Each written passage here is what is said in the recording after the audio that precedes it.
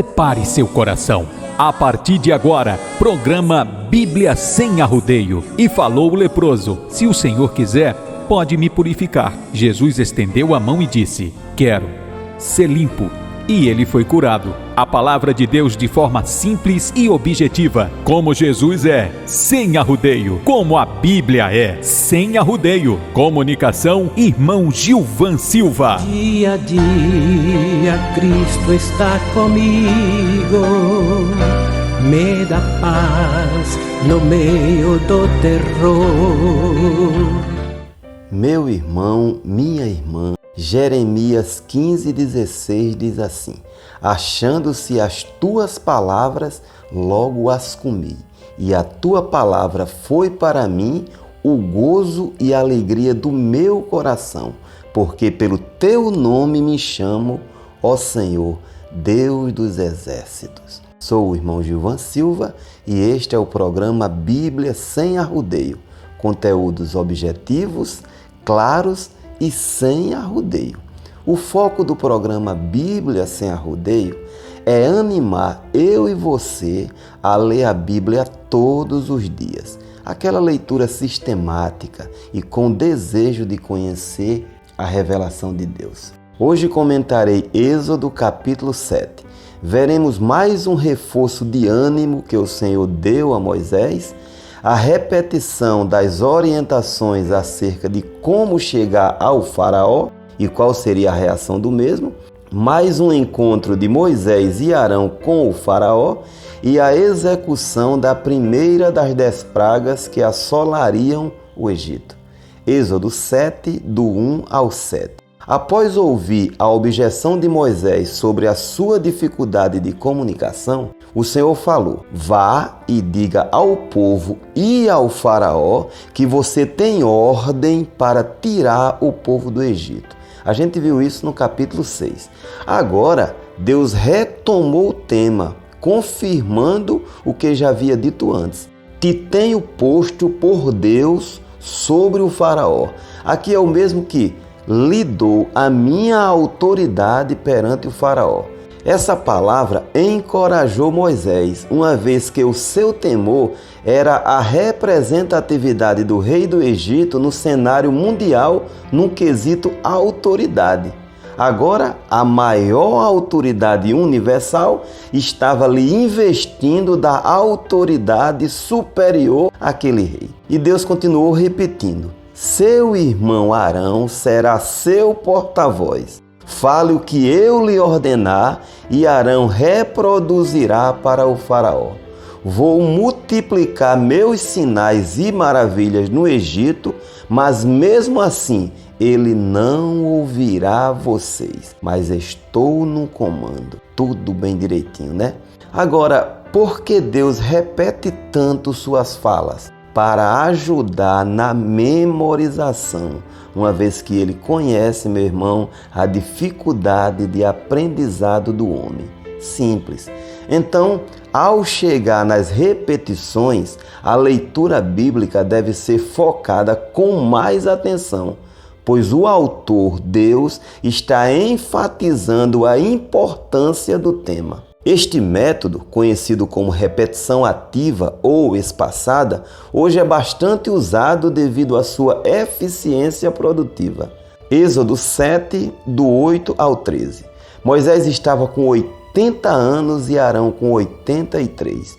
A instrução divina era: ao chegar, façam algum milagre. Sugiro Arão jogar sua vara diante do faraó e ela se transformará numa serpente. Observe bem, a vara transformada em serpente foi a de Arão, não de Moisés. Cheios de ânimo, partiram aqueles 2 anciãos. Interessante é que eles conseguiam audiência com o faraó sem obstáculo. Ao chegar, fizeram exatamente como o Senhor havia ordenado. Arão jogou a vara diante do faraó, que se transformou em serpente. Mas o faraó, obstinado, mandou chamar a trupe completa. Os sábios, feiticeiros e magos. Estavam com ele apenas os conselheiros. O texto diz que, por meio das suas ciências ocultas, Cada um deles, os magos, jogou ao chão uma vara que transformaram-se em serpentes. Era de tremer, não? Mas a vara de Arão engoliu as varas deles. Observe, foram várias varas transformadas em serpentes, engolidas pela vara de Arão. Não foi apenas uma, ok? Por isso é bom a gente ler a Bíblia. Mas o coração do faraó se endureceu do mesmo jeito que o Senhor havia dito.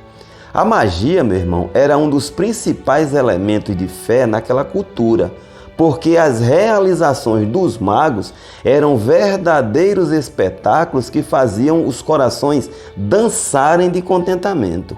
Os sábios, magos e feiticeiros, eles eram mantidos com custos altíssimos para socorrer o faraó nas suas dificuldades.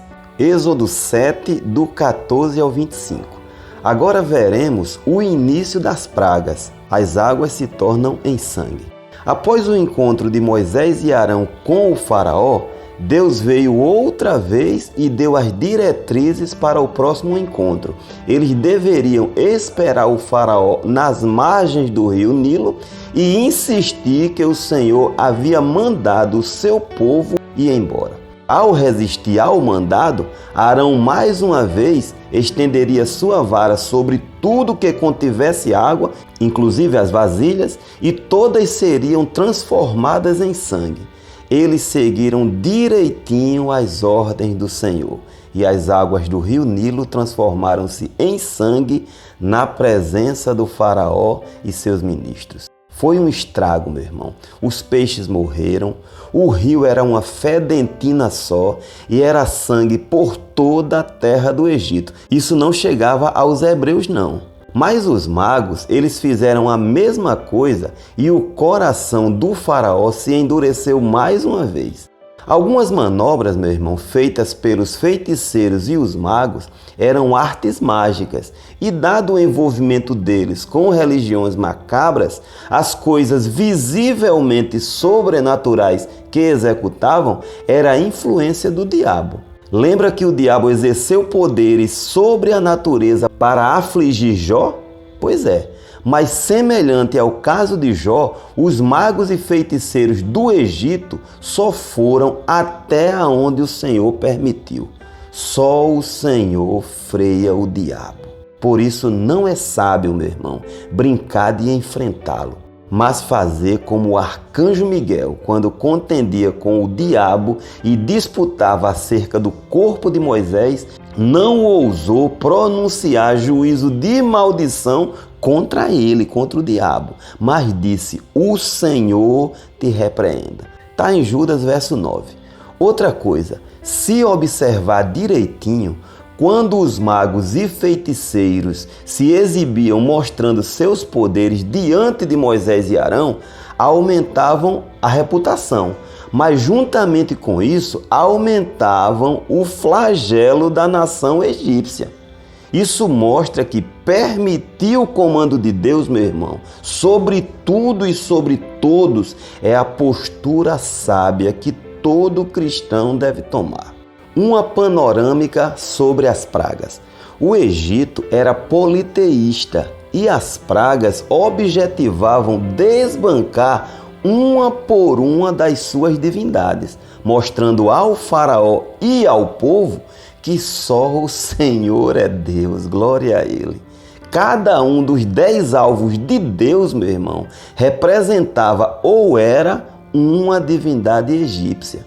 Assim, o juízo de Deus sobre o Egito forçaria o faraó a libertar o povo e o nome do Senhor ser glorificado entre as nações por meio do esmigalhamento das suas divindades. Outra coisa é que Israel conquistaria respeito entre as nações. Com as águas se tornando em sangue, o Senhor estava provando que Rapi, divindade da mitologia egípcia, não tinha influência alguma sobre a natureza. Segundo eles criam, a inundação anual do rio Nilo era a personificação das águas pelo deus Rapi. Por isso, segundo eles, havia fartura através da fertilização natural que potencializava a agricultura, assim como tantos outros benefícios. Veja esse detalhe. A representação do deus Rapi era um homem de barriga grande e com seios. É algo para se pensar, não é? O mundo espiritual, meu irmão, é carregado de mistérios. E nessa esfera física não tem como alguém ser vitorioso sem o Senhor. Oremos a Ele. Meu Pai que está no céu, nos ajuda a ter discernimento para viver de forma a glorificar o Teu nome e não embarcar em canoa furada. Amém. Dia a dia Cristo está comigo, me dá paz no meio do terror.